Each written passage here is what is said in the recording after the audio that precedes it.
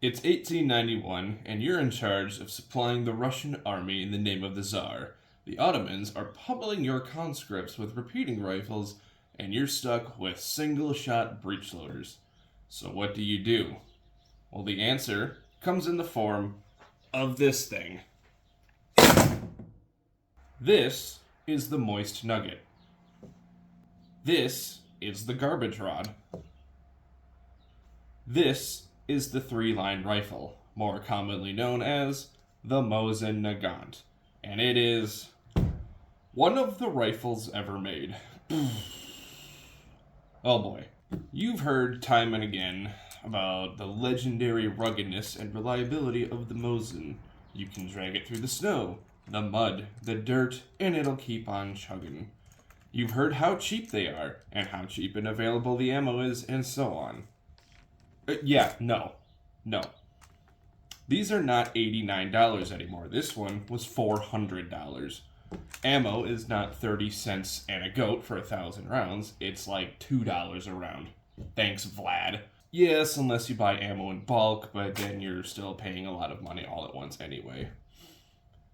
And yeah, it'll fire every time you pull the trigger, but getting the round in the chamber is a small feat by itself. The rim on the cartridge gets stuck all the goddamn time. Ooh, just be better at it. Skill issue, user error. Fuck you.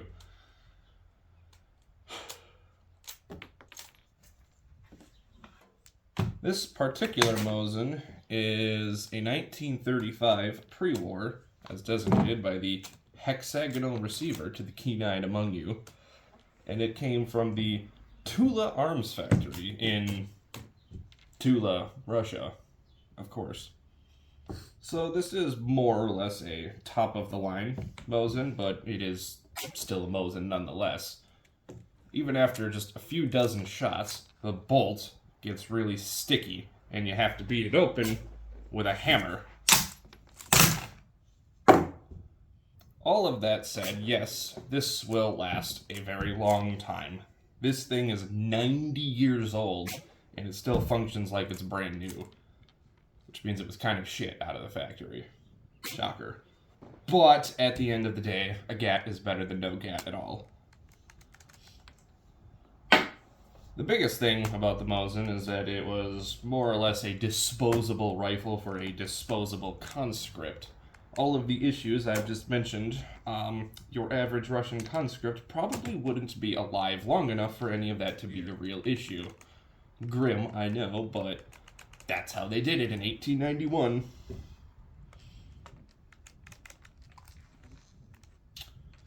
Reloading is a very clumsy process.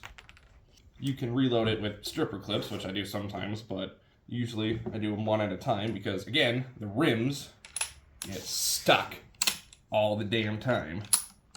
So you gotta be careful. Snap caps, by the way.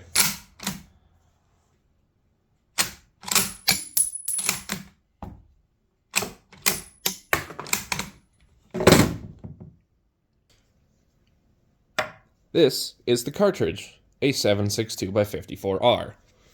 Here it is, next to a AA battery. Because fuck the metric system.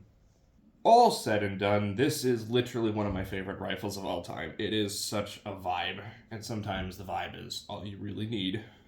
It is a total blast at the range, and it is a must-have for any collector, historian, or just anyone who likes bolt guns as much as I do. Anyway, that's gonna be it for me. Drive safe, watch for deer. I'm gonna go have a beer.